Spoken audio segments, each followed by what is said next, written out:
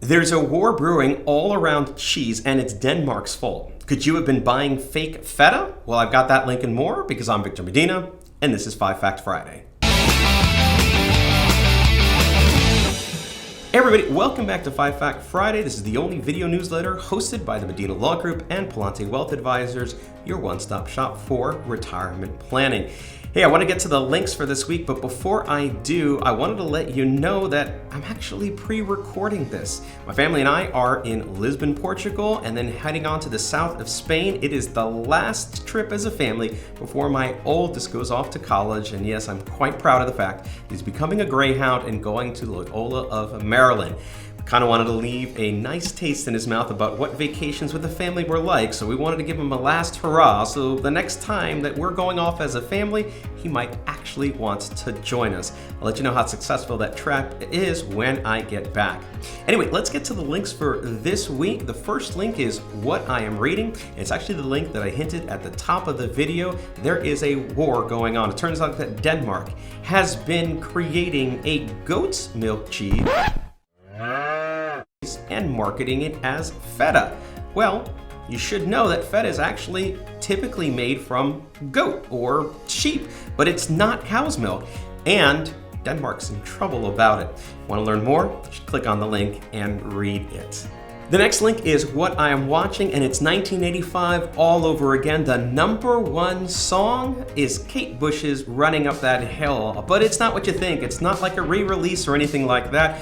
It's actually because of the phenomenon known as Stranger Things, that show that's on Netflix. It got released their final 4th season, and the song was featured. If you don't know anything about the show, it features younger kids in the 1980s battling supernatural things in a United States American town, any town USA. But the show has been going on for 4 seasons. It is a phenomenon, as I mentioned before, but one of the things that people really like is all the cultural reintroductions of the things of the 1980s. Listen, I was born in 1975. These kids are about my age at the same time, so everything that they were doing, it's right back what I was doing around the same age. And they're probably a little bit older than I was, kind of in high school when I was still kind of coming out of middle school, but we were all nerds together. They dressed up as Ghostbusters, they watched The Never-Ending Story, which I'm a big fan of, and they're into geeky things like playing Dungeons and Dragons, which I kind of did as a kid as well.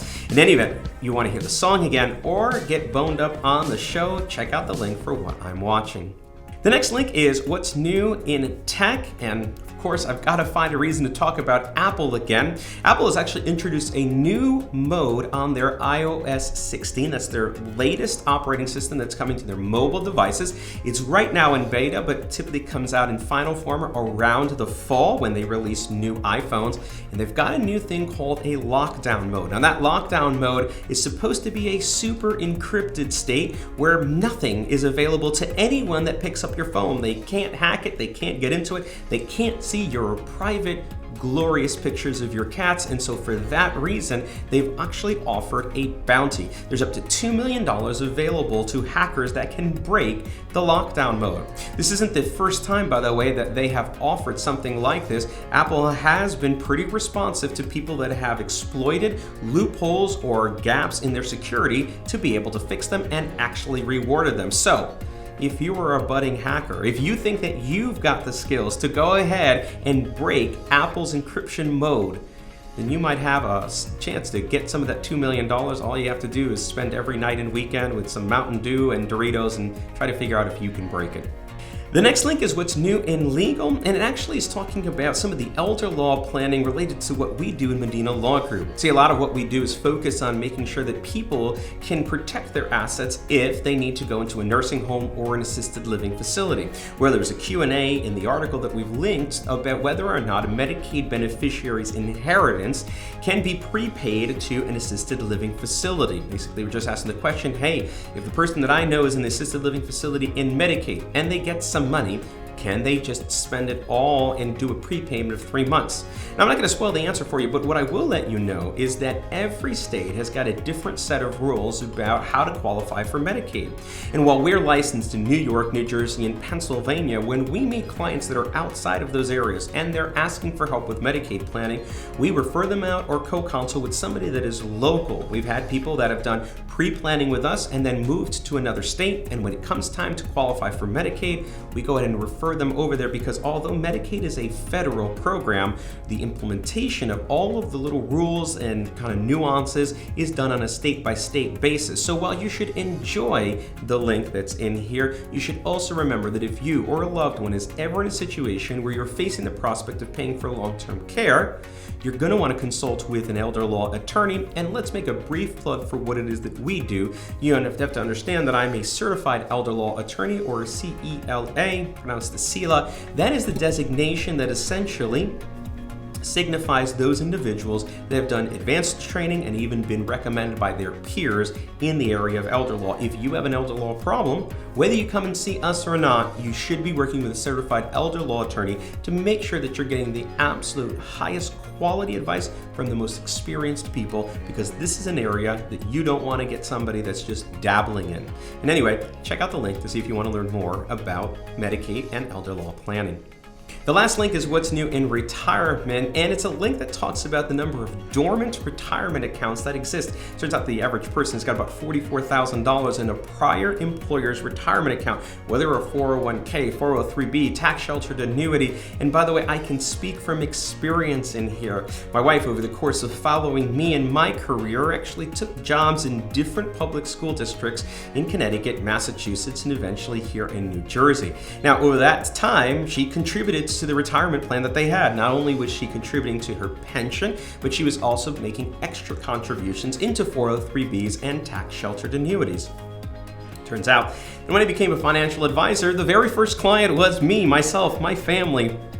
And it took some convincing, but I got my wife to be able to agree to roll over her retirement account as well. So it took us some time, but we were able to generate almost $100,000 from different accounts that she had started in, about 3 different school districts, 2 in Connecticut and 1 in New Jersey. And it was important to do that because I have to tell you that most people end up having a junk drawer of investments. When they come and meet us for us to do retirement planning, they bring all of their statements, and I ask them about it. It turns out there's nothing really cohesive around their plan. They have a little something here, a little something there, a little something over there, but there's no real thought around that, which gives us an opportunity as we do the planning to be able to put that all on one picture, look at it as one holistic plan to see how do all of these parts work together. Once we have a conversation about how to set goals, we are then in position to be able to use the tools and the money available to help accomplish those goals. So if you've got a junk drawer of investments that are in there and you don't know what to do with them,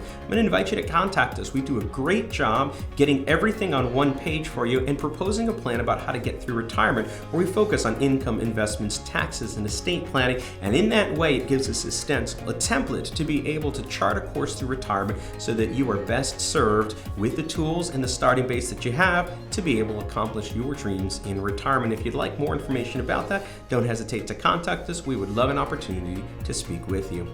All right, let's go ahead and recap for this week. The first link, what I am reading, is all about the war that Denmark has started about marketing fake cheese as feta.